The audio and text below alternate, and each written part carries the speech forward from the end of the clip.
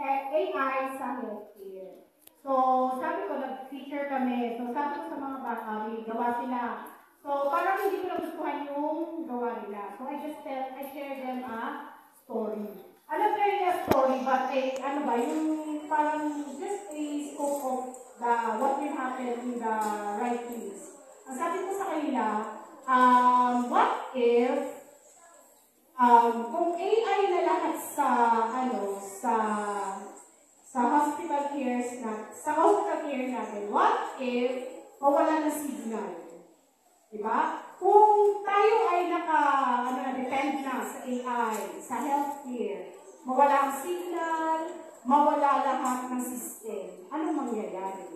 So, from doon na question, inano ko sa bata, kumbaga binukas ko yung nila isipan nila, oo nga, anong mangyayari kapag gano'n? So, ano yung mga reaction ng mga bata? Na, ma'am, patay, ma'am. Oh, yun talaga ang mangyayari. Paano kung yung system nagkagulo? Sabi ko, nagkagulo yung system. Nagkabali-baliktad. Kasi computer yun yan eh. Diba? It's not perfect. Nagkabali-baliktad. Yung itong tao, operahan lang sa paa, inoperahan sa utak. Kasi yung system natin nagkabali-baliktad. Kasi AI siya. So, anong mangyayari? So, wala. Operahan tayo sa utak ng hindi natin alam. Diba? Na dapat ay konting operasyon lang. Tapos so, yung parang binuksan ko yung isip ng bata na, oo nga pala, ganun pala yung, AI. So, pero sinabi ko sa kanila, hindi naman sa lahat ng pagkakataon ng AI ay masama. Diba? So, dapat, ipakita nyo rin kung ano yung mga advantages.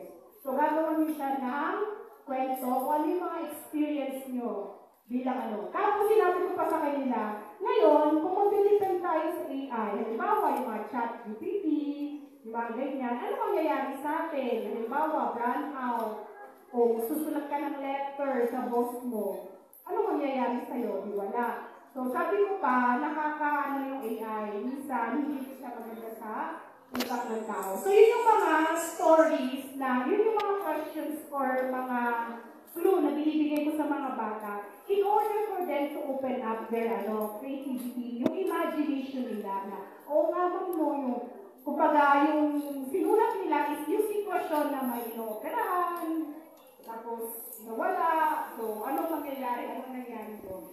So yun lang po. And then, during our practice po, teachers, ang ginagawa po namin is nagkakwentuhan po kami ng mga bata actually. Sa feature writing po, kwentuhan lang. Halimbawa, may natatang curriculum.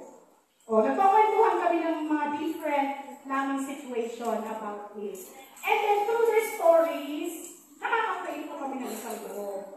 Yung konti-konting idea ng mga bata, nakaka-create po kami ng isang buong story. So, the same with these kids, the same with this, dapat po bigyan po natin sila ng yung mga kwento to open up their minds and imagination.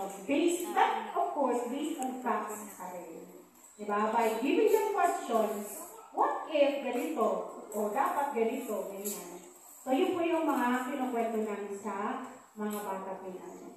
And then, so meron po tayong konting workshop sa mga bata. This is just for title lang.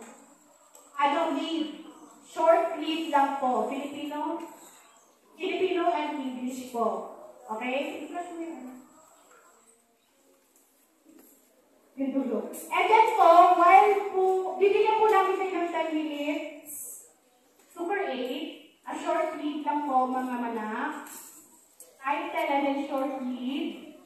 And then, after 10 minutes ipapasa, then we will proceed with the next speaker po. Yung para intro, nakatalo pa rin.